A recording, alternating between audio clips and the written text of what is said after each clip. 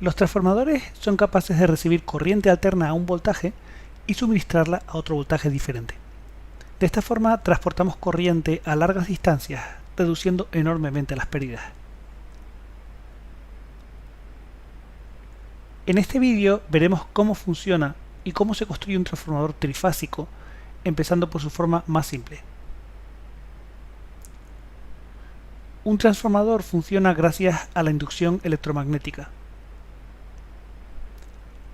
Un flujo magnético variable a través de una espira induce una fuerza electromotriz en ella.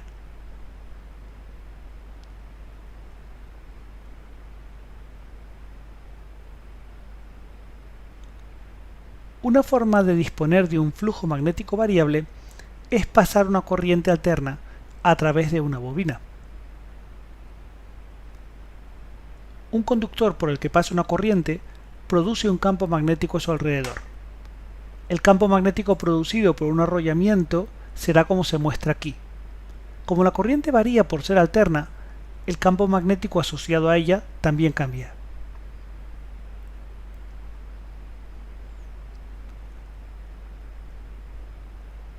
Este flujo magnético puede conectarse a un devanado secundario con la ayuda de un núcleo hecho de material ferromagnético. El núcleo mantiene prácticamente todo el flujo magnético confinado en su interior. De nuevo actúa la inducción, pues el campo magnético variable inducirá una fuerza electromotriz en el devanado secundario.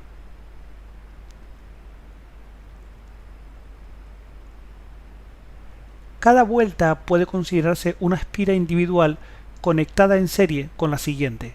Por eso la fuerza electromotriz total será la suma de las fuerzas electromotrices individuales que se han inducido en cada vuelta. La fuerza electromotriz por cada vuelta del primario es la misma que se induce en cada vuelta del secundario, porque por los dos devanados pasa el mismo flujo. La fuerza electromotriz por cada vuelta del primario se relaciona con el voltaje aplicado, tal como se muestra. Como resultado, la fuerza inducida en el secundario se expresa así. Esto significa que podemos bajar el voltaje dándole menos vueltas al secundario que al primario. Y podemos subir la tensión con más vueltas en el secundario que en el primario. Como la energía se conserva, la potencia también lo va a hacer, así que las corrientes y tensiones del primario y del secundario siguen esta relación. A la relación entre el número de espiras del primario y del secundario se le llama relación de transformación. La tensión de cada bobina es aproximadamente equivalente a la fuerza electromotriz cambiada de signo. Por eso podemos sustituir fuerzas electromotrices por tensiones en la ecuación que vimos antes.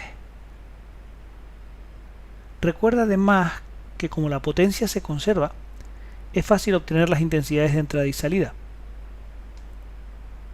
Estas son las ecuaciones que vamos a manejar en los problemas.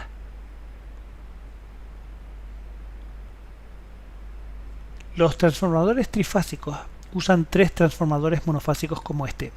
Además, en cada fase la configuración primario-secundario cambia un poco.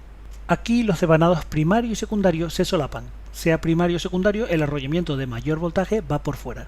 Para el vídeo y responde cómo sabemos que el devanado rojo es el de mayor voltaje.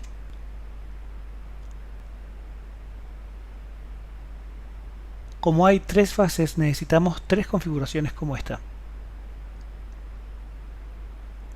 Los transformadores que manejan grandes potencias usan habitualmente un tipo de devanado conocido como arrollamiento en disco. Cada disco se conecta en serie con el siguiente. Se alternan conexiones por fuera y por dentro.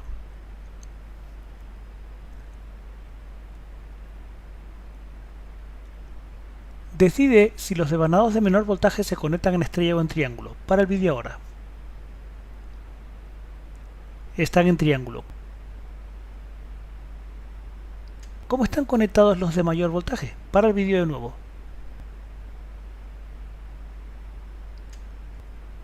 Están en estrella.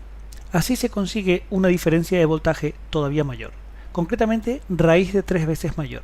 Además, la conexión en estrella en la salida de un transformador elevador permite sacar no solamente los 3 cables de la fase, sino también un cuarto cable, el neutro. La carcasa del transformador se conecta a tierra. Para evitar un arco eléctrico o corriente de fuga en los puntos de salida y entrada de corriente, se usan aisladores eléctricos de alta eficiencia. El núcleo se fabrica con láminas de acero, así se reducen las corrientes parásitas.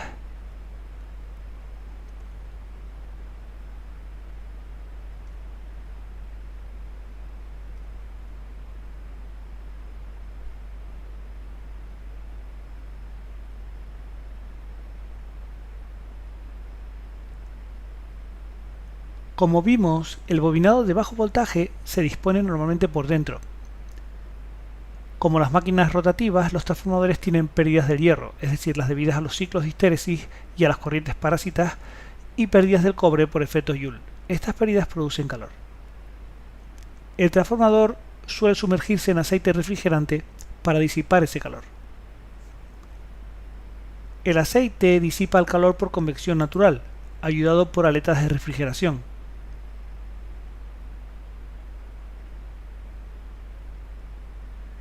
El aceite se expande al calentarse. El contenedor reventaría si no fuera por un depósito de expansión que absorbe los cambios de volumen. Como en cualquier máquina eléctrica, en un transformador existen dos tipos fundamentales de pérdidas, en el cobre y en el hierro. Las pérdidas en el cobre son debidas al efecto Joule, es decir, al calor generado por la resistencia óhmica en los conductores del primario y del secundario. Pueden disminuirse aumentando la sección de los conductores. Las pérdidas en el hierro son debidas a la histéresis y corrientes parásitas o de Foucault en el interior del transformador, así como al flujo de dispersión. Recuerda que la histéresis es una acumulación de energía debida a que con cada ciclo de corriente alterna el material se magnetiza y desmagnetiza dos veces. La histéresis se reduce eligiendo un material adecuado, que es lo mismo que decir que sea magnéticamente blando. Las corrientes parásitas ocurren por algo diferente. El campo variable las induce en el núcleo. Las corrientes parásitas se reducen sobre todo laminando los núcleos y aislando eléctricamente unas láminas de otras, habitualmente dándoles una capa de barniz aislante. En casos extremos, como en la alta frecuencia, los núcleos se hacen de acero granulado, aglomerado con barniz aislante, de manera que cada grano está aislado de los demás. Pero las corrientes parásitas también pueden disminuirse eligiendo un material para el núcleo que no sea muy buen conductor, es decir, aumentando su resistividad. Es habitual que se elija acero al silicio. Por una parte es blando, y así se reducen las pérdidas por histéresis. Por otro lado, el silicio le confiere una resistividad relativamente alta para reducir corrientes parásitas.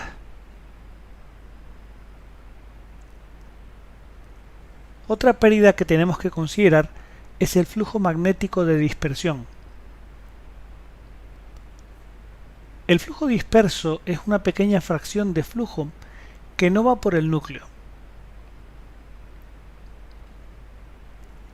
Lógicamente representa pérdidas magnéticas. Se puede reducir con un diseño geométrico adecuado del núcleo. Eso se hace de muchas formas.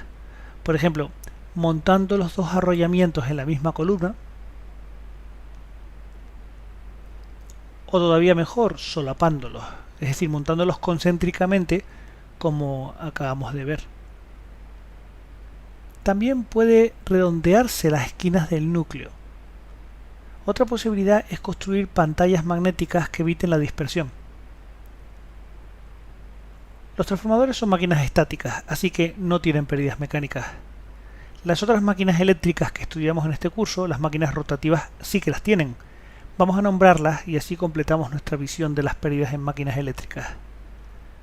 Las pérdidas mecánicas se deben a rozamiento y ventilación. Los rozamientos pueden ser de tres tipos, pueden ser los cojinetes, las escobillas o bien otras partes móviles con el aire, que en un rozamiento con el aire no contamos aquí el ventilador, que de hecho va a ser el segundo tipo. Una ventilación forzada es necesaria para que no se sobrecaliente la máquina. En las máquinas rotativas puede reducirse el flujo de dispersión reduciendo el entrehierro, es decir, acercando el rotor al estator hasta que casi se rocen.